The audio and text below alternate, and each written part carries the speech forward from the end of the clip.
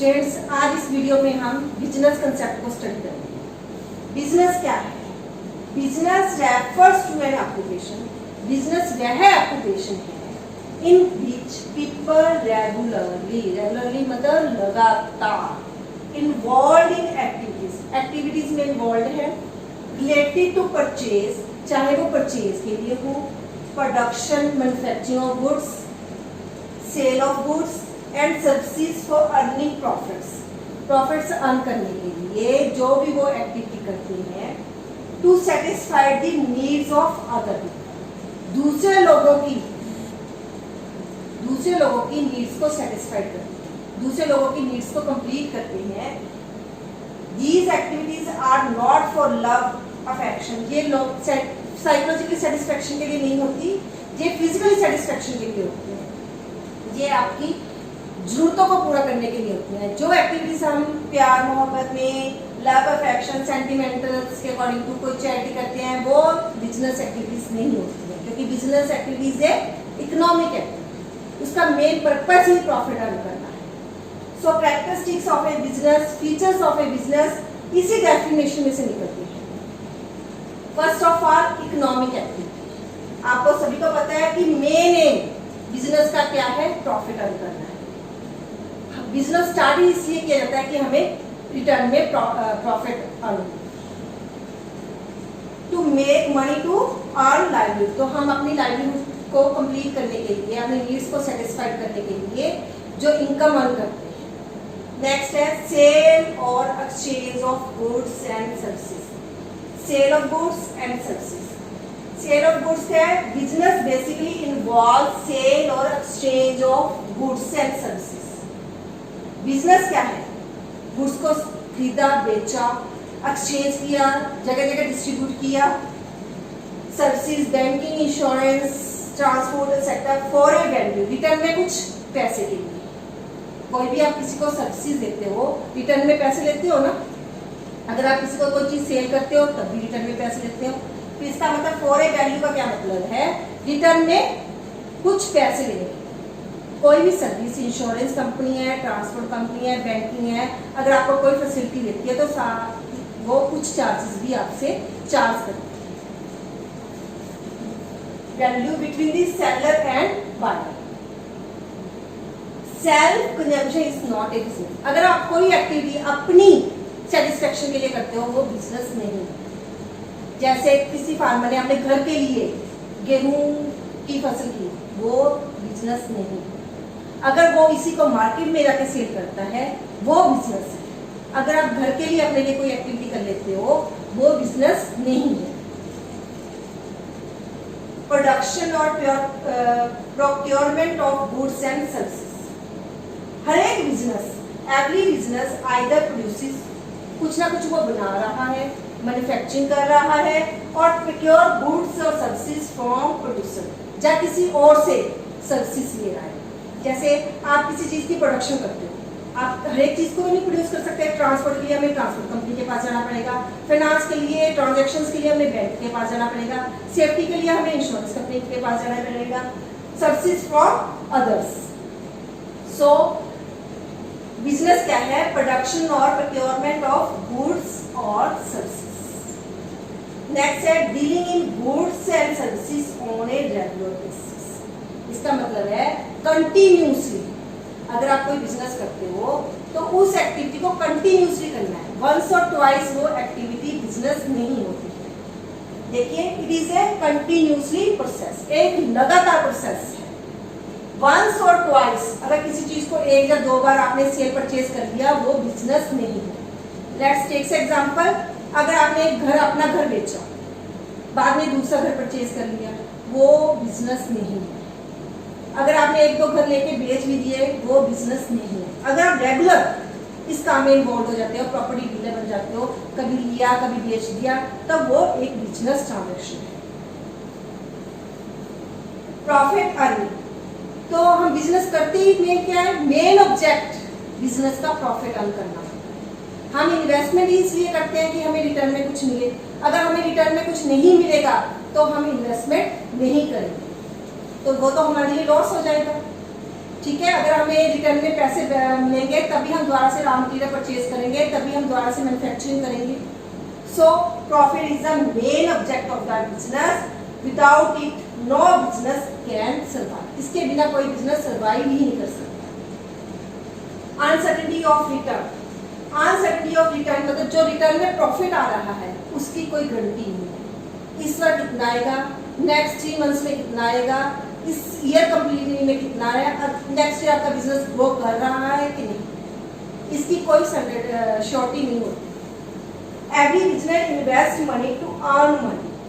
हर एक बिजनेसमैन इसलिए इन्वेस्ट करता है कि उसे रिटर्न में मनी बैक मिले, but it is not certain, ये सर्टन नहीं as to what amount of profit will be earn, कितना प्रॉफिट अर्न किया जा सकता है, कितना प्रॉफिट अर्न होगा, और लॉसेस में आंसू, यहाँ पे लॉसेस के चांसेस भी हैं।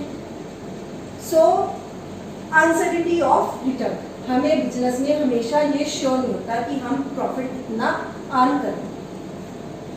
Element of risk, there is always a possibility of losses. हर एक बिजनेस में लॉस होने की पॉसिबिलिटी जरूर होती है, कुछ भी हो सकता है ड्यू टू सम अनफेवरेबल और अनडिजायरेबल इवेंट। क्यों होती है लॉस, कुछ ऐसा जो हमने प्रेडिक्ट नहीं किया होता, कोई ऐसा अनफेवरेबल रीजन हो जाता है जो हमारी इच्छा के विरुद्ध हो रहा है, जैसे स्ट्राइक बाय लेबर्स, लेबर्स ज्यादा स्ट्राइक कर दिए, हमने प्रेडिक्ट ही नहीं किया था कि कब लेबर हमारी स्ट्राइक कर देगी, हमें नहीं पता था। चेंज इन फैशन, फैशन में कोई चेंज आ गया है, चेंज इन टेक्नोलॉजी, टेक्नोलॉजी में चेंज आने से प्रोडक्ट की क्वालिटी में चेंज आ गया है। सो ये कुछ ऐसी चीजें हैं जिसको आप प्रेडिक्ट नहीं कर पाते। So there is always presence of element of risks. Now next concept is objectives of business. Business आजकल 3 तरह के objects होते हैं, जैसे इकोनॉमिक, सोशल, इंडस्ट्रियल। आजकल बिजनेस का केवल प्रॉफिट अर्न करना ही मोटिव नहीं है, उसको इवन की सोसाइटी के लिए भी कुछ अपने कर्तव्यों का निर्वाह करना पड़ता है और कुछ अपने एम्प्लॉयज के लिए भी काम करना पड़ता है। फर्स्ट ऑफ ऑल हम स्टडी करेंगे इकोनॉमिक ऑब्जेक्टिव्स। इकोनॉमिक ऑब्जेक्टिव्स हैं हमारे survival, profit, growth. First is survival. The purpose of every organisation is to survive. हर जो बिजनेस स्टार्ट करता है उसको है कि वो लॉन्ग टर्म के लिए सर्वाइव करे। ऐसे नहीं है कि अब एक्टिविटी की अब बंद कर दी, वो तो बिजनेस ही नहीं है। तो हर एक organisation is to survive and exist in the competitive market for a long period of time. आजकल कंपटीशन का जमाना है और इस कंपटीटिव मार्केट में वो लंबे समय तक कैसे रह सकता है, and it is possible only when it covers it's cost. ये कब पॉसिबल है, जब उसकी जो जितनी उसने इन्वेस्टमेंट की है वो उसको कवर कर सके। इसके लिए उसको क्या करना पड़ेगा, प्रॉफिट अर्न करना। प्रॉफिट अर्न करना मेन ऑब्जेक्ट है किसी भी business for the survival of the business. अगर वो प्रॉफिट अर्न नहीं करेगा, अपनी कॉस्ट को रिकवर नहीं करेगा, तो वो इस सर्वाइव नहीं कर पाएगा। Next is profit. Profit is essential for survival of growth and expansion. Profit तो मेन है ही है, तभी सर्वाइव करेगा, तभी ग्रोथ होगी। So profit is essential for survival, growth and expansion of the business.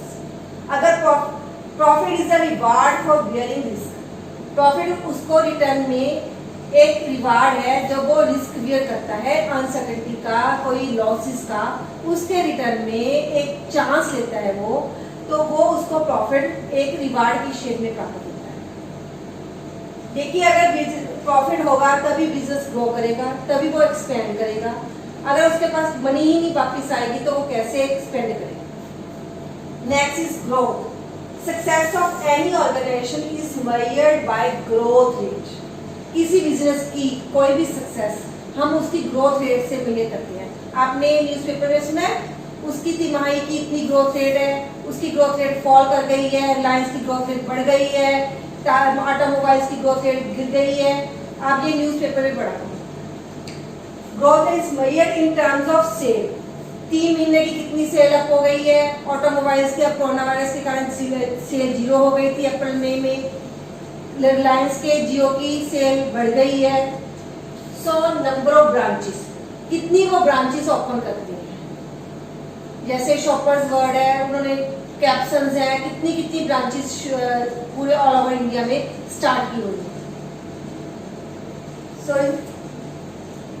Number of products, कितने products launch करती है, कितने न्यू जैसे रिलायंस के there are so many products. Tata mobiles भी है, टाटा साल्ट भी है, Tata iron and steel industry भी है, कितने तरह के प्रोडक्ट्स में वो कंपनी डील करती है। इससे उसकी ग्रोथ का पता चलता है कि वो किस लेवल पे वर्क करती है। ग्रोथ रेट स्टूडेंट्स आपने न्यूज़पेपर में पढ़ा होगा, कई कंपनी जो बड़ी कंपनीज है उनकी ग्रोथ रेट न्यूज़पेपर में रहते हैं, उसको 3 महीने का इतना प्रॉफिट हुआ है, उसकी ग्रोथ रेट ये थी, उसकी सेल 3 महीनों में इतनी हुई है, इतनी बढ़ गई है, इतनी कम हो गई है। सो दीज आर दी, ये ग्रोथ हम यहाँ से मेजर करते हैं कि एक कंपनी कहाँ तक जाती है। ये सब तभी पॉसिबल है अगर वो प्रॉफिट अर्न करते हैं, तभी उनकी ग्रोथ होगी, तभी वो आगे एक्सपेंड करेंगे, तभी वो नई नई ब्रांचेस ओपन करेंगे, नए नए प्रोडक्ट्स लॉन्च करेंगे। Now next is social objectives. इस इकोनॉमिक ऑब्जेक्टिव के साथ साथ बिजनेसमैन को कुछ सोशल ऑब्जेक्टिव्स भी करने पड़ते हैं, जैसे supply of desired quality of goods. आजकल का जो कंज्यूमर है वो कॉन्शियस है, आजकल के लोग क्वालिटी में ज़्यादा विश्वास करते हैं। So today's customer is the quality conscious customer. जो आजकल का कस्टमर है वो क्वालिटी में ज़्यादा विश्वास करता है, and he aspects the value for money. और वो करता है कि जितने उसने पैसे स्पेंड किए हैं, कम से कम उसे उतने पैसों की सेटिस्फेक्शन जरूर मिले, हमें उतने पैसों की वैल्यू जरूर मिले जो हम प्रोडक्ट यूज करें। So he buys when they are of satisfactory quality. So फिर वो कौन सी चीज़ों को परचेज करेगा जिसमें उसे सेटिस्फैक्टरी क्वालिटी मिलती है, कि मुझे इस चीज़ को परचेज करने पे मेरे को सेटिस्फेक्शन हो, ये चीज़ अच्छी है प्रोडक्ट और हमें रिजनेबल प्राइस पे मिल रही है। देखिए कई चीज़ें 10 रुपीज़ की मिल रही है, जैसे अंकल चिप्स भी हैं, हल्दीराम के चिप्स भी हैं, एक लोकल चिप्स भी हैं, ये सभी की प्राइस 10 रुपीज़ है। तो कस्टमर देखेगा कि उसको कौन से चिप्स खा के अच्छी महसूस हो रहा है, क्वालिटी ठीक महसूस हो रही है, कि उसको खा के सेटिस्फेक्शन हो रही है, तो वो उसके ऊपर स्पेंड करेगा। Now next is avoiding unfair trade practices.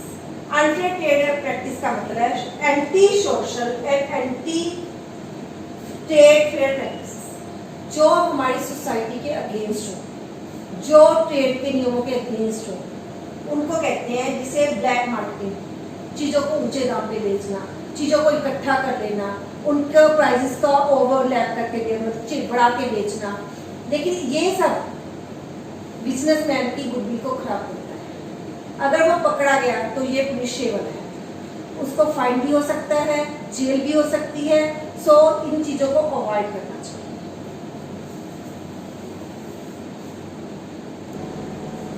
Next social objective is employment generation. Unemployment is a major problem for every society. रोजगार, बेरोजगारी हर एक सोसाइटी की एक बहुत बड़ी प्रॉब्लम है।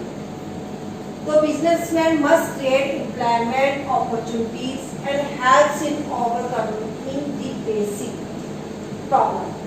सो मगर हर एक बिजनेसमैन कोशिश करता है कि वो ज़्यादा से ज़्यादा लोगों को एम्प्लॉय कर सके ताकि इस प्रॉब्लम को ख़त्म किया जा सके। गवर्नमेंट भी ऐसे ऐसे प्रोजेक्ट्स लगाते हैं कि इतने लोगों को जॉब मिल जाएगी, ये प्रोडक्ट नवा लॉन्च करने पे इतने नए लोगों को रोजगार मिल जाएगा। आप न्यूज़पेपर में ये न्यूज़ सुनते हैं कि ये कंपनी आगे, कोई फोन कंपनी आगे इन्वेस्ट करती है तो हमारे इंडिया लोगों को, इतने लोगों को जॉब मिलेगी। कोई प्रोजेक्ट नया स्टार्ट हो रहा है तो इससे इतने लोगों को काम मिलेगा। So the main objective is employment generation, कि हमें ज़्यादा से ज़्यादा एम्प्लॉयमेंट देनी है, उनको एक अच्छी सैलरी देनी है। Now social services and community services. कुछ जो बिग इंडस्ट्रीज है वो आजकल सोशल सर्विसेज के काम भी साथ साथ में शुरू करती है। कुछ जैसे केशन घाट डावर वगैरह का कुछ परसेंटेज 1 रुपीज़ उनका चैरिटेबल के लिए जाता है, कुछ लड़कियों की भलाई के लिए जाता है, कईयों की फिक्स इनकम जैसे टाटा की है वो सोशल सर्विसेज के लिए जाती है। तो ऐसे बिग इंडस्ट्रीज हैं वो ऐसे बहुत से काम कर रहे हैं कि अपनी इनकम का वो एक कुछ परसेंटेज फिक्स या कुछ रुपीस फिक्स वो सोसाइटी के वेलफेयर के लिए स्पेंड करते हैं। Now next is avoidance of pollution. Pollution is the main problem. तो बिजनेसमैन को क्या करना चाहिए? Must adopt environment friendly techniques. उसको अपने बिजनेस के लिए ऐसी टेक्निक्स का यूज करना चाहिए जिससे कि टेक्निक्स ऑफ प्रोडक्शन ऐसे चूज करनी है should drain and waste material in such a way कि जो उनका वेस्ट मटेरियल है उसको इस तरीके से करना चाहिए that they do not pollute the environment, वो हमारे एनवायरनमेंट में पोल्यूशन ना फैलाए। Human and individual objective. Human and individual objective means objective towards it's employees. उन बिजनेस का अपने एम्प्लॉयज के प्रति क्या कर्तव्य है? जैसे उनको अच्छी वर्किंग कंडीशंस प्रोवाइड करना, उनको उनकी काम के अकॉर्डिंग टू सेटिस्फैक्ट्री वेजेस और सैलरी प्रोवाइड करना, जैसा वो काम कर रहे हैं उनको प्रॉपर सैलरी प्रोवाइड करना। पर्सनल ग्रोथ एंड डेवलपमेंट के लिए उनको टाइम टू टाइम ट्रेनिंग्स वगैरह देते रहना, उनकी नॉलेज को अपडेट करते रहना। इससे हमारे बिजनेस के लिए उनकी एफिशिएंसी बढ़ेगी। इससे उनकी नॉलेज के साथ साथ बिजनेस को भी फायदा होगा। इससे वो अपनी प्रॉपर एफिशिएंसी के साथ वर्क करेंगे। पीयर रिकॉग्निशन मीन्स एम्प्लॉयज को इनिशिएट देना कि जो अच्छी तरह डिसीजन लेते हैं, जो अच्छी तरह से वर्क करते हैं, उनको डिसीजन मेकिंग में भी हिस्सा लेने का अधिकार। तो एक बिजनेसमैन अपना गुड डिसीजन ले सकता है क्योंकि वर्किंग कंडीशन में तो एम्प्लॉयज ने वर्क करना ना। एक बिजनेसमैन ने तो ये बनाते हैं कि हमने ये काम करना है, उस काम को कैसे करना है वो वर्कर बता सकते हैं कि हमें ऐसी कंडीशन में ऐसे ऐसे वर्क करना है, तो वो हेल्प कर सकते हैं हमें प्रॉपर डिसीजन लेने में। प्रोवाइडिंग बेनिफिट्स लाइक आजकल बिजनेस मैन अपने एम्प्लॉयज को हाउसिंग फैसिलिटीज, मेडिकल फैसिलिटीज, उनके बच्चों के लिए फ्री एजुकेशन, इस तरह के काम भी करते हैं। जो बिग ऑर्गेनाइजेशन सभी उनको घर प्रोवाइड करते हैं, उनकी अपनी कॉलोनीज बनी हुई होती हैं, अपने स्पेशल मेडिकल रूम बने होते हैं और अपने स्पेशल इवन की स्कूल्स तक खुले हुए होते हैं उनके अपने एम्प्लॉयज के वर्कर्स के लिए, ताकि उनको ये सब फैसिलिटीज वहीं पे मिल सके। So students, these are the objectives of the business. अगर आपको ये पसंद आए तो अपने फ्रेंड्स के साथ शेयर जरूर कीजिए, लाइक कीजिए और सब्सक्राइब जरूर कीजिए। For more updates bell icon को प्रेस